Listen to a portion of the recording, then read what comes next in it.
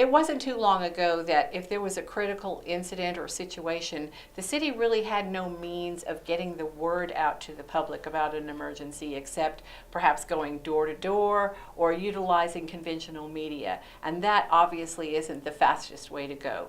But since then, technology has greatly changed and improved the way that we get out emergency communications to you, our citizens. And with me today is Stormwater Manager Danny Carter. Welcome to the program. Thank you.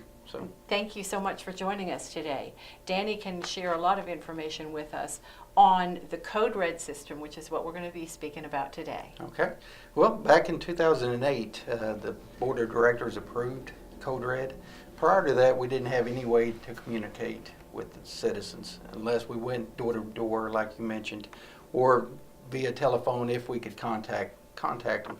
So what we looked for was a system that would, like a reverse 911 calling system, that would call a neighborhood or a street and notify them of an emergency or some general notification. And CodeRED was what was accepted by the Board of Directors. And CodeRED has been in place for quite some time now, hasn't it? Yes, 2008, so it's going on its 11th year. Mm-hmm. Yes, and it has proven to be a very reliable way to get out the information to citizens. How do they receive that information? By telephone, by email, and also by text message. So you have an option when you sign up for it on which ways you want to be notified. You can also be notified all ways if you want to. So you'll get an email, a text, and a telephone call. Which helps because today's public is mobile. Right. So if you're not by your landline, if you have one, right, and you're out and about, you still can get notified of, let's say, a tornado warning. Right, and also a flash flood warning or severe thunderstorm warning. And there are a lot more types of warnings, so let's talk about that for a while than people may imagine. Perhaps if you could provide us some examples of emergency alerts to begin with. Some emergency alerts would be like your bomb threats, missing children, missing elderly.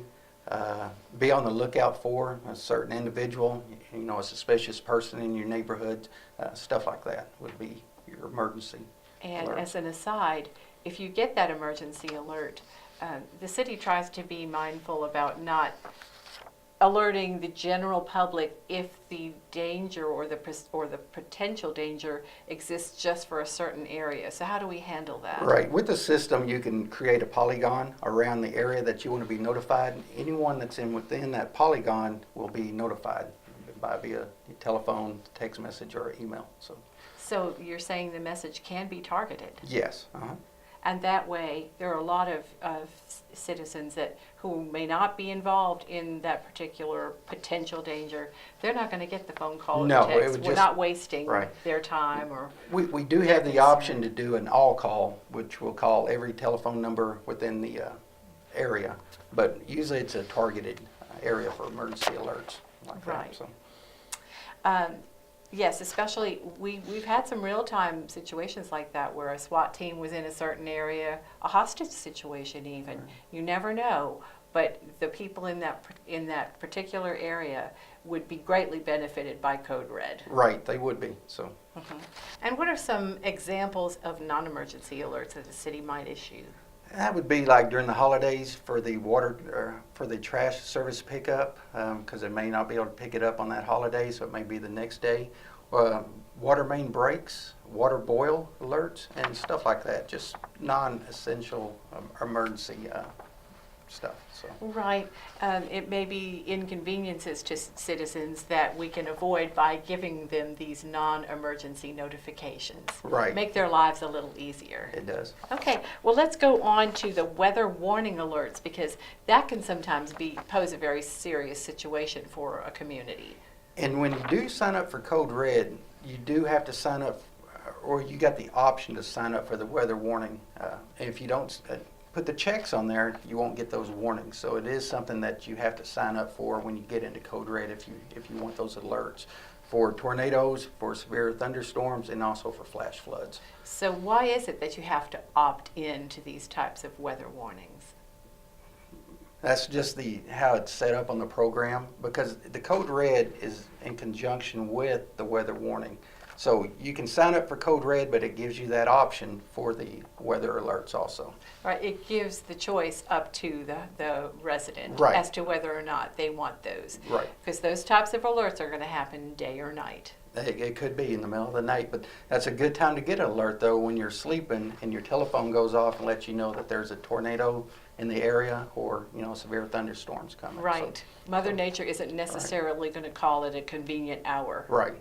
Right. So that's when you know that you are going to have to sign up for those alerts. If you're going to receive them, they will not happen automatically. True. Okay, very good.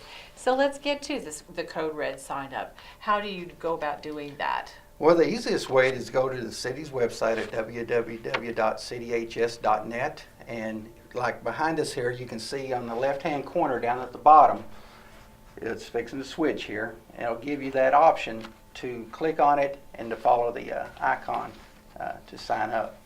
And it's pretty quick and easy to sign up, isn't it? Yes, just like right there on the screen. It pops up, you just click on the icon, and you follow the directions on how to sign up for that. And don't forget to opt in if you want those weather warnings. Right. And if you don't have access to a computer, you can also contact the Stormwater Division at 501-321-6743.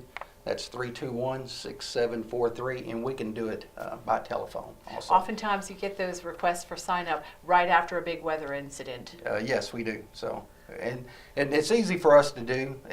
But I would recommend if you do have access to a computer to create your own account. That way you can remove your telephone number if you choose to, or add a new number if you change telephone numbers. It's flexible. It is. If you decide to change the way that you want to receive your alerts, you can do all of that online. And what you're receiving. If you don't want all the flash flood alerts, you can get on there and click it off yourself. Right. So. Code Red is a great convenience, but not if you don't know about it. True. We're hoping to get the word. Please spread the word to your friends and neighbors about Code Red, especially the shut-ins, those who live alone. This is an important opportunity for them to get critical information in the event of a disaster. Right. And we do have 15 emergency sirens in the city, but they're not designed for when you're sleeping in your bed or you got your fan on or your TV on. So the telephone Code Red system works great because it will alert you in the middle of the night if you don't happen to hear that siren going off. Great point, Danny. In other words, we have various tools in our tool chest for notifying the public, and all of them together hopefully get the word to the most possible residents. Correct. So. Thank you for joining us I today and appreciate explaining a little bit about Code Red and how it works and how you can sign up for it. Thank you. And next week we'll bring you more city news.